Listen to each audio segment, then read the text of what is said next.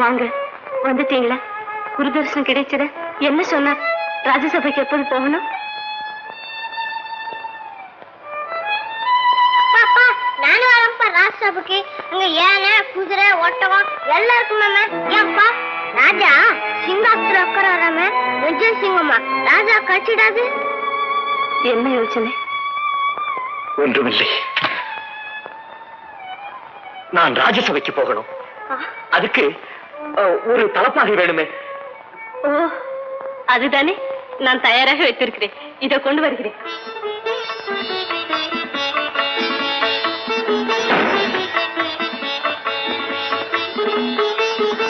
இந்தாங்க.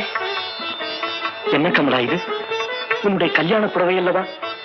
உனக்கு இருக்கும் ஒரே நல்ல புடவை இதுதானே? நல்ல காரியத்திற்கு உபயோகப்பட போகுது. அந்த நாளிலிருந்து இது என் பெட்டியிலேயே இருக்கிறது. சும்மா கட்டிக்கொள்ளுங்க. அரசாவை உங்களை ஏற்றுக்கொண்டு விட்டால் பட்டும் பருத்தியும் பெட்டி பெட்டியாக வராதா? சரி, இது இந்த தேவியின் கட்டளை. அம்மா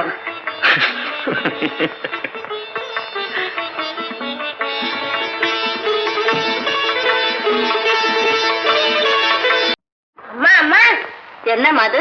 எனக்கு பிறந்த நாள் எப்பமா வருது? இன்னும் 10 நாள் இருக்கு. அப்பமா எனக்கு புது சட்டை வேணும். என்கிட்ட சொல்லி என்னடா செய்யறது? போய் உங்க அப்பாவை கேளு. நீ தச்சு கூடம்மா. அடுத்த வீட்டு ராஜு பிறந்த நாளைக்கு நிறைய பட்டு சட்டை போட்டுட்டு இருந்தான். எனக்கு ஒன்னாவது தச்சு கூட. வயிற்றுக்கு சாப்பாட்டே காணுமா? நீ என்னமா போட்டுக்கு பட்டு சட்டை கேக்குற?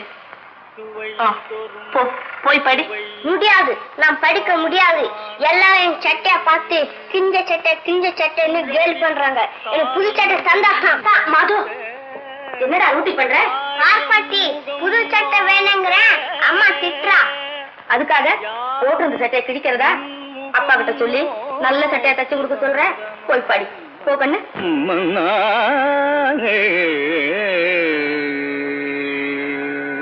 அப்படி தண்டா இருக்குது. இப்போ அடுப்புல பூனை தூங்குது. மாது கமலா முகத்தை பாக்குறா, கமலா உன் முகத்தை பாக்குறா. நானும் கூட நின்று எல்லாத்தையும் பாத்துக்கிட்டு தான் இருக்கேன். நீ ஏடா எழுதி வீட்டை ஒப்பிக்கிட்டு தான் இருக்க. குடும்ப கவலை கொஞ்சமாவது இருக்குது அப்பா உனக்கு? அதுக்கெல்லாம் தான் நீ இருக்கியம்மா. அது என்னமோப்பா, நான் பார்க்க வேண்டிய அளவு பார்த்தாச்சு. இனிமே நீதான். நீ ஆச்சு, உன் சம்சாரம் ஆச்சு. அம்மா, இந்த தொகுப்பை முடிக்காம நான் இந்த இடத்தை விட்டு எழுந்திருக்க போறதில்ல. விசேஷ நாளெல்லாம் ஏராளமா வந்துகிட்டு இருக்கு. வந்துகிட்டு இருக்கட்டும் அம்மா. வருஷம் தான் வருது போகுது. அடுத்த வீட்டுல எழுத்த வீட்டுல வெளியே தெருவ போறதுன்னா போட்டுக்கு அவங்களுக்கு ஒரு நல்ல சட்ட துணிமணி கிடையாது. அடுத்த வீட்டுக்கும் எதிர்த்த வீட்டுக்கும் ஏம்மா போறீங்க? மாதுவுக்கு இன்னும் 10 நாள்ல பிறந்த நாள் வருது. வந்தா என்ன? அவ ஒரே சிலையோட உள்ளே உட்கார்ந்துருக்காளே, அவங்களை இப்படியே உட்கார்ந்துருக்க சொல்றியா? இன்னைக்கும் இருக்கட்டும் அம்மா. அதனால என்ன குடுமுடிய போச்சு? பாட்ட பாதியோட நிறுத்த சொல்றியா? அப்படியா நான் சொல்றேன்? உனக்கு பேரும் பணமும் கொளிக்கணும்னு தானடா நானும் ஆசைப்படுறேன். அம்மா, அரை பொண்ணுக்கும் கா பொண்ணுக்கும் என்னோட கவிதையை விற்க சொல்றியா? அப்படியா நான் சொல்றேன்? போனோம், 4 பேரை பார்த்தோம். ஏன் அந்த சடையப்ப பிள்ளை இருக்காரே, அவரை போய் பாக்குறது. பாட்டுன்னா அவருக்கு உயிர். போய் படிச்சின்னா உனக்கு பணமும் கொடுப்பாரு, பக்கத்திலேயும் வச்சுப்பாரு. அப்படின்னா வேற வழியே இல்லையாம்மா? வேற என்னப்பா செய்யறது?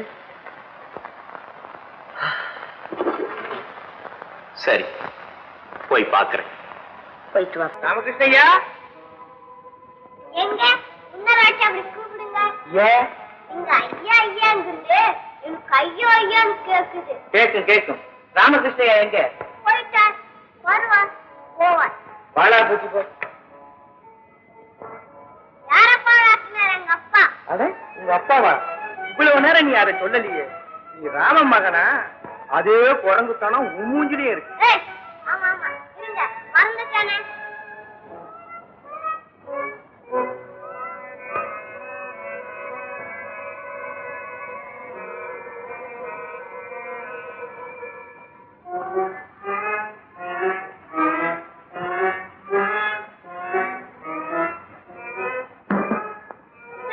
அட, மரியாதை கூட தெரியுது.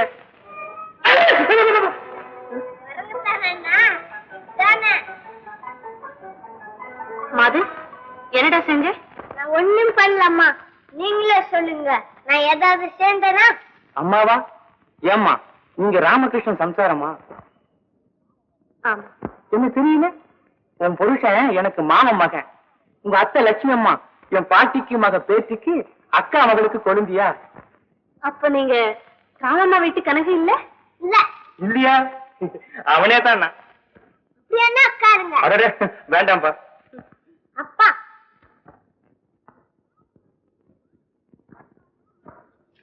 யார நினைச்சோமோ அவங்க வந்து ஆயுசு 100 சொல்றாங்கல்ல நிஜமாமா? ஆமா ஆமா, உனக்கு ஆயுசு 100 தான். அட என்ன யோசிக்கிற? என்ன தெரியல? நான் தான் கனகு. கனகா? அடே என்னடா இப்படி வளர்ந்து போயிட்ட? மீசையும் ஆளும் அடையாளமே தெரியலையே. காலத்துக்கு ஏத்த கோலம், சமயத்துக்கு ஏத்த வேஷம். கமலா, இந்த பயல தெரியுமா? பொல்லாத பய. சின்ன வயசுல எல்லாத்தையும் கிள்ளுவான், விளையாட்டுல எல்லாம் தோத்து போவான், கடைசியில எல்லாத்தையும் திட்டுவான். போக்கிரி பய. ஆமா, அனுமார் லங்கையில குதிச்ச மாதிரி இப்ப எங்கடா இங்க வந்து குதிச்ச? இல்ல இல்ல, ஒரு நாள் படுத்துக்கிட்டு யோசிச்சேன், நம்ம சொந்தக்காரங்க யாராரு அப்படின்னு தேடினேன். உடனே உன் ஞாபகம் வந்து தேடணும்னுதான் என் ஞாபகம் வந்துதா, பாத்துட்டு போகலான்னு வந்தேன். ஆமா, நீயோ ராய சபையில பெரிய ஆளாயிட்ட, நானும் வேலை வெட்டி இல்லாம தண்டசோடாவே இரு. ஏதோ உன் தயவு இருந்தா ராயல் சமஸ்தானத்துல ஒரு சின்ன உத்தியோகமாவது சம்பாதிச்சுக்கலாமேன்னு வந்தேன். ஐயோ, அர்த்தமில்லாம வீடு தேடி வரமாட்டாங்கன்னு பெரியவங்க சொல்றது எவ்வளவு உண்மையா இருக்கு. இரு கமலா, உண்டுகளிக்க ஏதேனும் கொடுப்பாயோ? எல்லாம் தயார். வாடா. அடி அடிச்சா அம்மியை நகரணும்னு நினைச்சோம், இப்ப அம்மியே நகர்ந்து அடுப்பாங்காரில வந்து உட்கார்ந்து விடுச்சு. இப்போது காற்று அவன் பக்கம் அடிக்கிறது. என் மனசு கொதிக்கிற கொதியில புத்தியே மாறி போச்சு. ஸ்ரீலஸ்ரீ குருதேவர் ஆச்சாரியார் சுவாமிகளின் சன்னிதானத்தில் அரசவை அனுப்பும் விண்ணப்பம். காசியிலிருந்து வந்திருக்கும் மகா பண்டிதரோடு போட்டியிட நாளை கூடும் ராஜசபைக்கு தாங்கள் எழுந்தருளி வெற்றி தேடித் தர வேண்டும் என்று ஆசைப்படுகிறார் மன்னர். வருகிறேன் என்று சொல். அப்பண்ணா, அற்புதம், அபாரம். என்னது? வந்திருக்கும் காசி பண்டிதனை நாளைக்கு நீங்க ராஜசபையில அப்படியே பெரட்டி எடுத்து கேள்வியாலே வறுத்து, தத்துவத்தாலே அறுத்து, வேதாந்தத்தாலே நிறுத்து அப்படியே வீச கணக்குல போட்டுடுவீங்க. அப்புறம் பகைவனின் வலிமை அறியாமல் போட்டியிட்டார் வெற்றி நமக்குத்தான் என்று எப்படி நிச்சயமாக சொல்ல முடியும்? அது என்ன அப்படி சொல்றீங்க? வெற்றி நமக்குத்தானே எழுதி வச்சிருக்க. ஆமா, உன் தலையில. போடா முட்டாள். வந்திருப்பவன் மகா சாமர்த்தியசாலி, வில்லாதி வில்லன். அதுதான் சரி. அவனோடு ராமனை மோத வைக்க வேண்டும். அவனை வெல்ல ராமனால் முடியாது. அவன் தோல்வி நமது வெற்றியாகிவிடும். அதோடு ராமனும் தொலைந்தான். அவன் ஜெயிச்சுட்டா அரசவையின் மனம் காப்பாற்றப்படும். இருந்தாலும் நிச்சயமாக அவன் வெற்றி பெற முடியாது. அப்பண்ணா, நீ போய் ராமனிடம் சொல்லி வா. நம்ம பேசணுமா எல்லாத்தையுமா? போடா முட்டாள். ராமனிடம் போ, அவனை ஆகாயத்தில் தூக்கி வைத்து பேசு. நாளை காசி பண்டிதனோடு மோதுவதற்கு அவனை எப்படியும் தயார் செய்து விடு. பொண்ணுக்கும் போதைக்கும் பெண்ணுக்கும் இல்லாத மயக்கும் சக்தி புகழ்ச்சி கொண்டடா மடையா. ஓடு. உத்தரவு. கவிராயர் ஐயா, உங்களைத்தானே. ஓ, நீங்களா? வாருங்கள். வணக்கம், அமருங்கள். ஒரு முக்கியமான விஷயம். நீங்கள் வந்திருப்பதிலிருந்தே தெரிகிறதே. இவ்வளவு சாவகாசமாக கேட்கிறீர்களே, உங்களுக்கு விஷயம் தெரியாதா? காசியிலிருந்து ஒரு கவிஞன் வருகிறானாம். அவன் காணாதது கடவுள் ஒருவனைத்தானாம். அவன் கேட்காதது கந்தர்வகானம் தானாம். அவன் படிக்காதது இதுவரை எழுதாதது தானாம். அவனுக்கு தெரியாதது தேவலோகம் ஒன்றுதானாம். தின்னாதது விஷம் ஒன்றுதானாம், செய்யாதது கொலை ஒன்றுதானாம். ஆமா ஆமா, நம் அரசாங்கத்திற்கு சவால் விட்டிருக்கிறானாம். நன்றாக விடட்டுமே. நமது குருதேவர் இருக்கவே இருக்கிறார். அவனை அணுவாக பீத்து எரிந்து விடுவார். அவருக்கெங்க இதெல்லாம்? ஏன் பயப்படுகிறாரா? அந்த பண்டிதனை வெல்லக்கூடியவர் ஒரே ஒருவர் தான். நாவலர், பாவலர், நல்லிசை புலவர். அவர் தாங்களேதான். நீங்கள் இல்லையே கவிதை இல்லை. கவிதை தாய் தன் உயிரை உங்களிடம்தான் ஒப்படைத்திருக்கிறாள். அப்படி என்றால் என்னோடு அவள் உயிரும் போக போகிறது. ஒரு பேச்சுக்கு சொன்னேன். எப்படியோ வருகிற பண்டிதனுடைய தலக்கணத்தை தாங்கள் தான் குறைக்க வேண்டும். என்ன யோசிக்கிறீர்கள்? விஜயநகர சாம்ராஜ்யத்தின் மானம் மரியாதை யாவும் உங்கள் கையில் தான் இருக்கிறது. நீங்கள் வர வேண்டும், எங்களுக்கு வெற்றி தர வேண்டும் மகாகவி. விரும்பியவர் விரும்பிய வண்ணமே வந்து வெற்றி தருவேன் என்றானாம். அப்படியாக நான் எண்ணி வந்தது பலித்தது.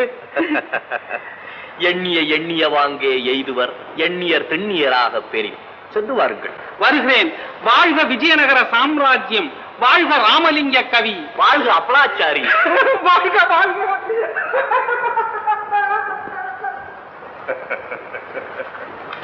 யார் இந்த சுல்தானா? ஞானத்தில் பானு, நளினத்தில் மதி, எல்லாம் அறிந்த இன்ப நதி. கனகராஜ், நாம் கத்தி பிடிக்காமல் களத்தில் நுழையாமல் வெற்றி பெற வேண்டும். எப்படி?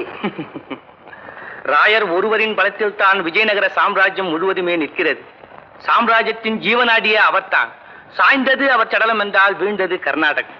பழித்தது உங்கள் எண்ணம், இது திண்ணம். சபாஷ், அந்த காரியத்தை சாதிக்க முடியுமா உன்னால்? கட்டளையிடுங்கள், செய்கிறேன். வெற்றியோடு திரும்புகிறேன். சரி, ராயரை எப்படி நெருங்குவாய்? அது என்ன பிரமாதம்? ராயரின் சபையிலே சீரும் சிறப்பும் செல்வாக்கும் பெற்று விளங்குகிறான் என் உறவினன் ஒருவன். பெயர் ராமகிருஷ்ணன். எடுத்தடி வைக்கும் ராயர் அடுத்தடி வைப்பதற்கு அவனைத்தான் யோசனை கேட்க வேண்டும். கூடியிருப்பேன் அவனோடு, தேடியிருப்பேன் காலத்தை. தனிமையை நாடி ராயர் வரும்போது சொல்லத்தான் வேண்டுமா? பகுத் அச்சா, பகுத் அச்சா. சொன்னபடி செய். பின்னால் இங்கு வா, பொன்னால் உன்னை பூஜிக்கிறோம். ஜி உசூர்.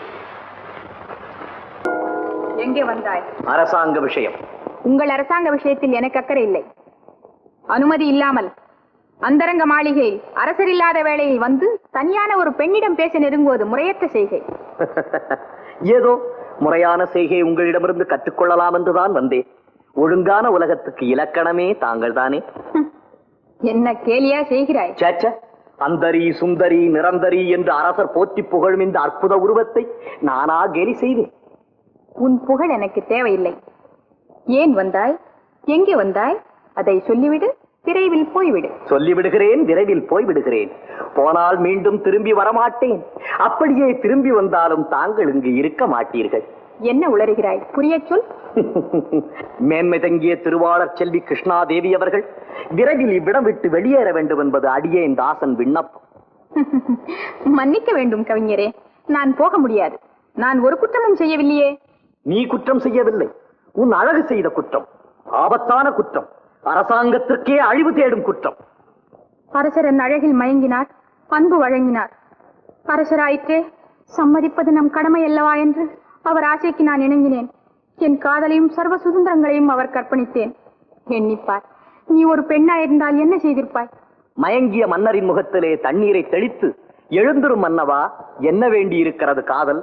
சூழ்ந்திருக்கிறார்கள் பகைவர்கள், தூளாக்க புறப்படுங்கள் என்று வாளை கொடுத்து வழி அனுப்பி வைத்திருப்பேன். ஆஹா, கற்பனை அற்புதம். ஆனால் காரியத்தில் நடவாது. பெண் ஒருத்தி வருவதாம், மன்னர் அன்பு கிடைப்பதாம், அவள் அதை வெறுப்பதாம். எந்த கதையிலும் இல்லாத கற்பனை. பகைவர்கள் சூழ்ந்திருக்கும் இந்த வேளையில் அரசர் நாட்டை மறந்து உன் காதல் வலையிலே கவிழ்ந்து கிடந்தார் என்றால் நாளைக்கு நாடு ஏது? நாடு இல்லை என்றால் அவர் ஏது? கிருஷ்ணா, வேண்டுமானால் உன் எடைக்கு எடை தங்கம் தருகிறோம். எங்கள் அரசரை எங்களிடமே விட்டுவிட்டு நீ போய்விடு. காதலுக்கு விலை பேச நான் இங்கே வரவில்லை. பொன்னும் புரளும் என் வரையில் மண்ணுக்கு சமானம். எனக்கு தேவை ராயர், அவரது அன்பு, சகலமும் எனக்கு அவரே. ஐயோ, தெரியுமே எனக்கு உங்கள் பாசத்தின் வரம்பு. விடிந்தால் மலர்ந்து பொழுதுபட்டால் கருகிவிடும் அரும்பு. கிருஷ்ணாதேவியாரே, நீங்களாக போகிறீர்களா அல்லது உங்களை போக வைக்க வேண்டுமா? என்ன? உனக்கு என்ன தைரியம்? மன்னர் இல்லா வேளையில் வந்து என்னையா பயமுறுத்துகிறாய்? அவரிடம் சொல்லி உன்னை என்ன செய்கிறேன் பார். போ வெளியே.